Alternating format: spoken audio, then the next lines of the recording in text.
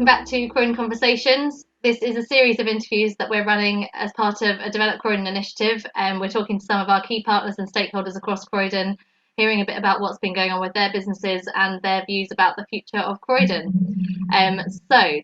Today we are here with Jim Hendley from Henry Riley.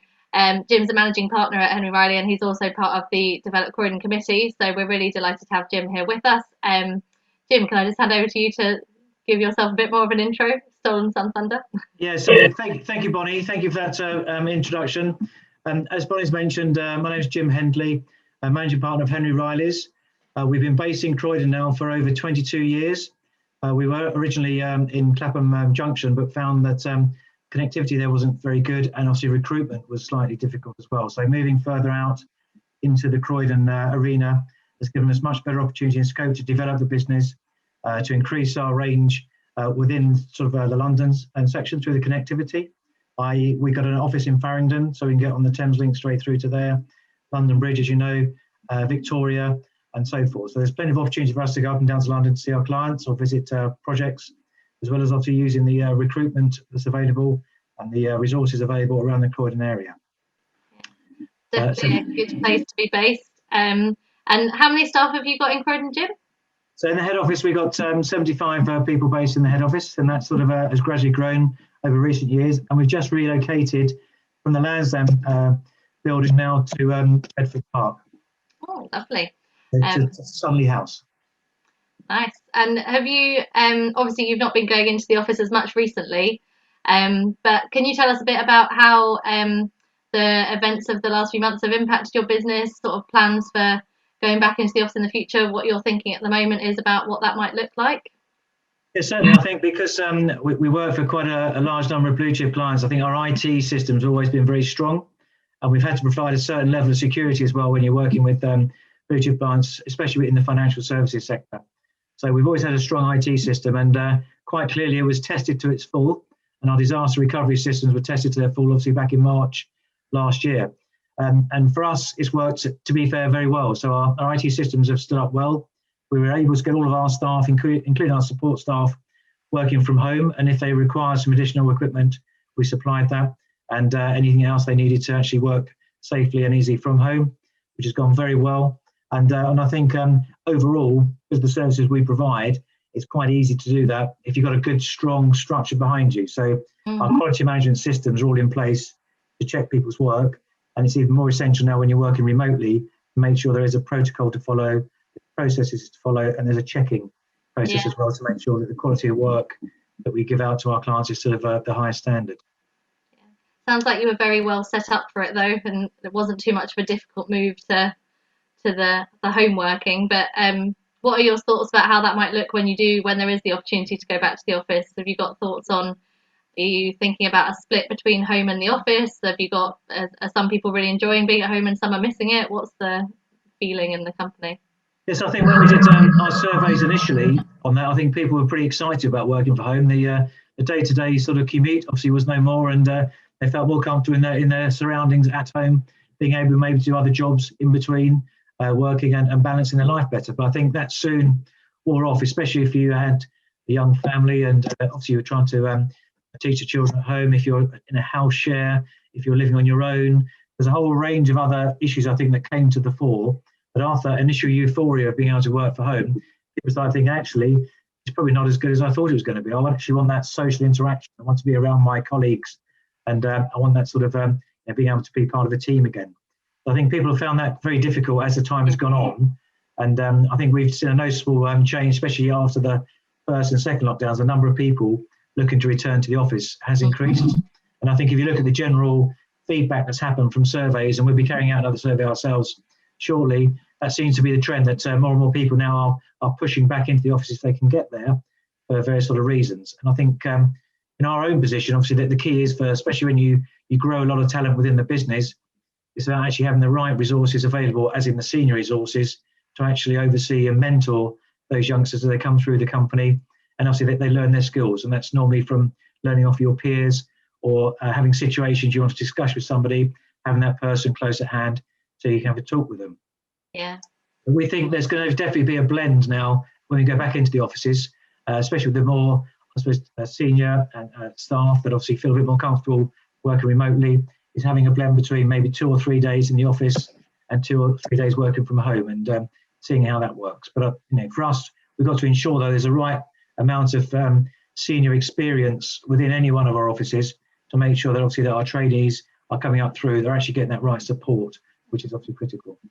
Yeah, definitely. It sounds like you've done some good thinking about it so far. So yeah, that sounds like it would be a really important thing to consider, making sure that we've got not just everyone that wants to be sociable and finds it easier to be in the office, but yeah, having lots of different levels of seniority based in the office sounds like an important thing to consider.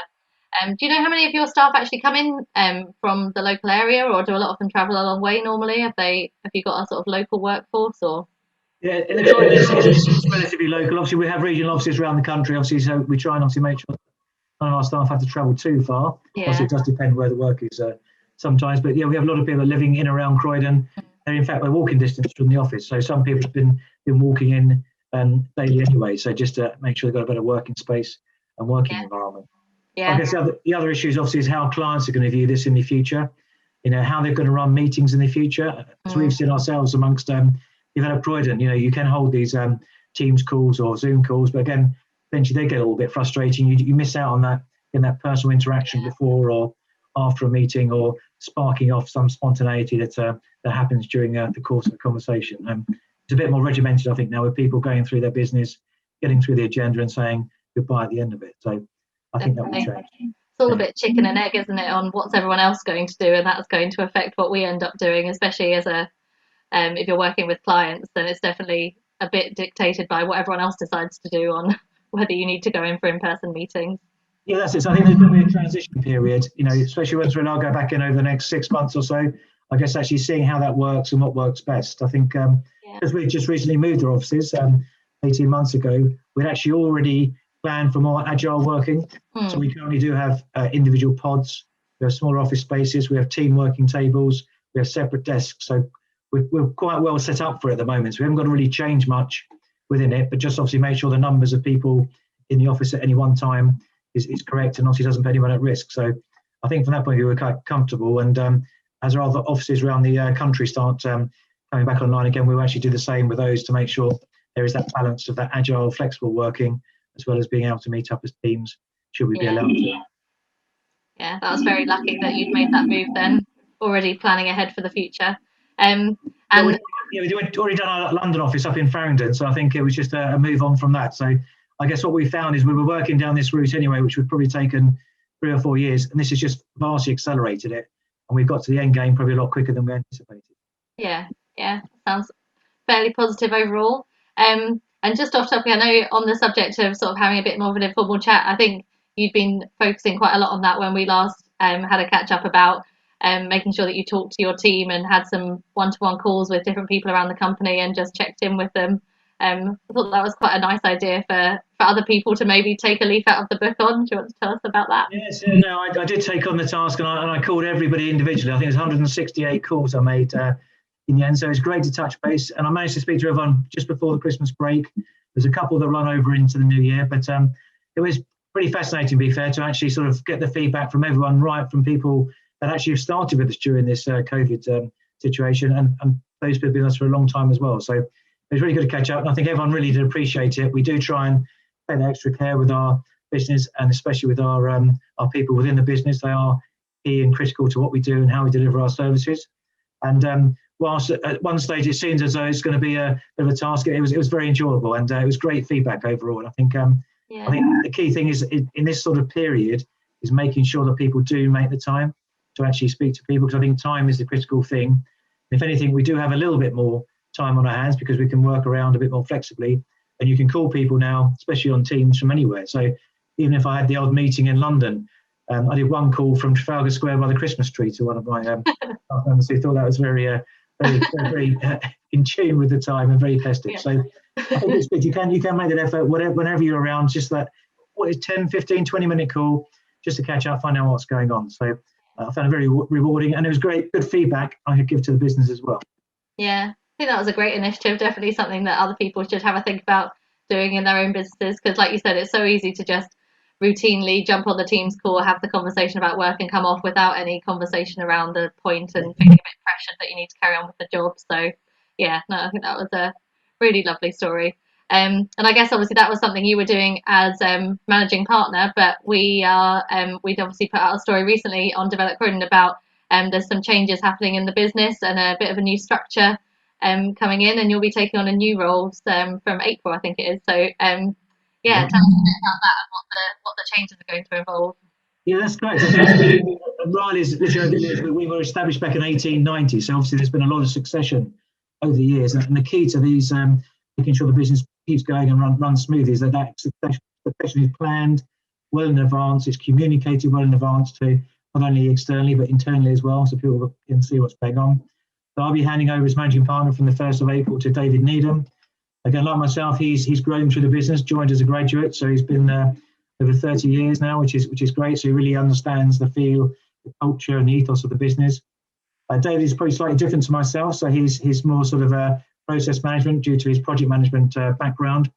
Again, as you expand the business and the use of technology now, that's becoming, I think, more of a skill that you need to actually manage and diversify your business. Diversification these days is also critical.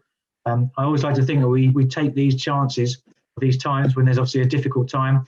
It's also an opportunity to look at what we're doing, how we do things, how we can do things better, and what other services we can provide. And part of David's task over the next few years, I know we'll be increasing the pace of that diversification and bringing in the use of technology to add to what we do, existing services. And one of those is, for example, we're looking at a trial with 360-degree cameras. If people go to site, they can do walkthroughs once they've set the camera up and bring them back to the office. You can see remotely what's happening from a valuation point of view or from a scoping meeting. So again, it's using that technology that's there now to its best advantage and how we can improve what we're doing to our clients and make it more efficient and actually at the end of the day give them a better service. Yeah. And give them some better results. Yeah. I'll be taking on the role as chairman. We've not had a chairman at Riley's before, but as David will be more inward facing in developing the day-to-day business, my role will be obviously on a more external facing role, which as you know I've done in the past. So I do like business development, so I see that as an opportunity now to re-engage with some of my contacts and former contacts in the past, making sure we can actually try and drive other opportunities for the business going forward, let them know what we're doing as a business, how we're changing, and what we see is what we can offer them that may be different to what some of their other consultants are currently supplying them. Yeah. We'll start again from the 1st of April. Sounds like a very exciting, forward-looking time within the business at the moment. And do you think that's something that was sort of happening anyway, or has it been pushed forward because of everything that's happened in the world in the last few months? Or is it, I'm always due to be stepping back. I'm due to retire the following year, as it was. There's always you're on that transition and making sure there's time to hand over, and I can still support David in his new role going forward. Yeah. Again, for him, it'll be a slightly different role, so obviously we'll need that mentoring and support, which obviously I'll happily give to him. And yeah, it's all part of our stage process. The business has always evolved, and it's key to us as a business anyway, is that the ethos of the company is maintained and carries on. And that's normally driven by those that have come from within. Myself, like David, I started as a graduate and worked through the business and been there 37 years, which is quite unusual these days, I think, for a career. But at Riders, we do have a lot of people that have been there for a long time. I think we had a chap recently retire from Cambridge after 45 years. So. Wow, yeah, it's definitely really nice. Something that you do find a bit more in Croydon maybe than in central London as well. There's a few more people that have stayed longer because it's such a convenient place to be based, and the businesses that are there are really good, and it's got a great community. So yeah, really nice to hear. And obviously then this Christmas, potentially you and David could share some of those calls around the office. So you might only have to do 80, which would be... Depends if we've grown at all, so there might be more. So yeah, that's true. we'll have to wait and see. So maybe in small groups this year. But yeah, that sounds great. And I guess coming back to Croydon a bit, obviously you've been working with Develop Croydon for a number of years and based in the borough for a long time. So just interested to hear your thoughts a bit about, obviously, Croydon's had a difficult time over the past few months, like many London boroughs and other places around the country, but we're obviously hopeful that it'll continue growing and regenerating and developing. So yeah, just interested to hear your thoughts about what you think the future looks like for Croydon, and yeah, tell us a bit. Well, quite clearly, obviously, Croydon is in a great location. I think, as we've discussed many times, the connectivity is excellent. Whether you're coming in from the home counties, driving can be a bit of an issue sometimes, but assuming people go back on the public transport, there's good transport links coming in. And once you're in Croydon, getting up to London obviously is very easy. Lots of routes, 3 stations, and it's very good to get in. And Thameslink now, so you can get right through to Cambridge, for example, as well. So I think it's from that point of view, it's very good. There's obviously been a lot of work still happened in Croydon, despite the big, obviously the big letdown maybe of the Westfield scheme not starting, which I think everyone felt would be the real catalyst to develop in Croydon. That's not going to happen at the pace it's happened. We're still hopeful something's going to happen at some stage. It desperately needs it, and we still need a centre, the town, for everyone to really to latch onto. And I think that's key. And that will obviously also link on to the attractiveness of getting people back into the office as well, obviously, because people coming back into the office will need someone to go, hopefully for lunchtimes or afternoons for a walk, or go and do some shopping or whatever it might be. But to have something that's attractive, we need to actually make sure that happens in some form. Yeah, clearly the council have had some issues. Obviously, we don't know all the details of what's gone on there, but from what we're hearing from the press, obviously things maybe haven't turned out as they should have done. But quite clearly, I think there's still going to be demand in the region for whether it's residential, commercial offices. We've heard some good reports that commercial offices now are still, especially Grade A offices, are in demand, and Ruskin Square, the next phase of that is starting, so that's good to see as well. So I think there's going to be that demand there still, and I'm sure going forward there will be an extra sort of drive now we come out of this to make sure Croydon becomes even more vibrant than before. And I think it's interesting if you look at I think it's Australia and New Zealand, which have come out of the restrictions the earliest. They seem to be reverting back to their old habits pretty quickly. So I still think whilst there will be some flexibility, a lot of people have really now missed the office and will be wanting to come back in there to actually meet their colleagues, to socialise, and also have the opportunity to hopefully go to see what Croydon's got to offer in the evenings. We have Box Park, which was a great success, so I'm not quite sure what stage they're at the moment, but hopefully they will come through this as well. And so you've got somewhere that's good for people to enjoy after work rather than just jumping on the trains or in the car and going straight home. Yeah, definitely. Definitely can't wait to get back into Box Park personally, so fingers crossed for that. And just for a bit of a left field question, have you got a particular scheme or area of Croydon that you're most excited about seeing coming forward over the next few years? Anything that's on site or planned or muttered about that you're excited about? Yes, we're looking at a social sort of scheme down at on the old dairy site, which obviously is going in for planning at the moment. Here we're working with Resi Equity and Social Capital Partners, and we're trying to offer now a proper place or a home for people that unfortunately are caught in the trap in between accommodation and this effectively temporary accommodation, but of a good standard, where they can actually feel it's home. They're not living 4 or 5 people in one room in some B&B or in a hotel. We'll give them some proper living space, support space, where it comes to providing them their services and hopefully helping them, get back onto the residential ladder in a proper position, so for them and their families. So we're very hopeful. It's a 115 unit scheme. It's in the early stages of planning at the moment, and hopefully in the next few months they'll get its full grant of planning and we can crack on with the site. It'll be a great project, and hopefully it'll be something that will be used to help those obviously in difficult positions, not only in the Croydon borough, but obviously other London boroughs as well, because obviously it is greatly needed. It's just trying to get that mix of who will accept it, and obviously the size of the individual units. But I think this will be a great starting point, and hopefully we'll go on and do many more.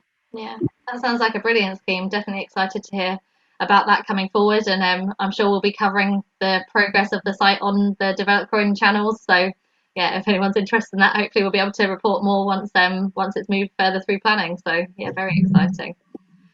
And obviously over the past few months, it's been quite a difficult time for staff and people being a bit isolated and being at home. Have you had to put in any additional processes or events or activities for the staff to keep them engaged and help with the wellbeing offer over this time?